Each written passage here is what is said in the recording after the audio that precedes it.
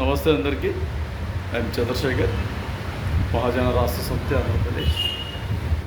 ఆంధ్రప్రదేశ్ రాష్ట్రంలో చాలామంది ఉద్యోగస్తులు లంచాలు తీసుకుంటూ ఏసీబీ వారికి దొరికిపోతారు.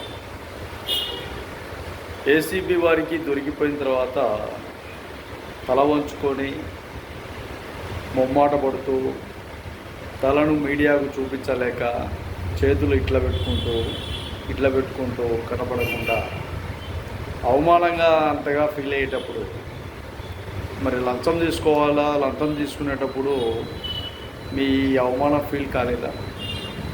రెవెన్యూ అధికారులకు మినిమం ఎంఆర్ఓ కావచ్చు, ఆర్ఐ కావచ్చు, వీళ్ళు విఆర్ఓలు కావచ్చు, ఇంకా కొంతమంది అసిస్టెంట్లు కావచ్చు, వీళ్ళందరికీ మినిమం అంటే 30,000, 40,000, 50,000, 60,000 జీతగాలు. ఇంకా హై క్యాడర్ ఉంటే కూడా ₹1,00,000 పైన రావచ్చు కూడా. మళ్ళీ ఇలాంటి జీతాలు తీసుకుంటూ ఇంకా వేరే చోట కూడా కొంతమంది ఎంప్లాయీస్ కూడా, అదేవిధంగా పోలీస్ డిపార్ట్మెంట్లో ఇలా రకరకాలుగా సిగ్గుగా అనిపించినప్పుడు, అవమానంగా అనిపించినప్పుడు, ఈ డబ్బులు తీసుకునేటప్పుడు అవమానం అనిపించడం లేదా? ఒకసారి బాగా ఆలోచన చేయండి. మీ బతుకులు ఎందుకు బతకలేకపోతున్నారు మీరు? మీ ఇంట్లో వాళ్ళు కూడా ఉద్యోగాలు చేస్తూనే ఉంటారు.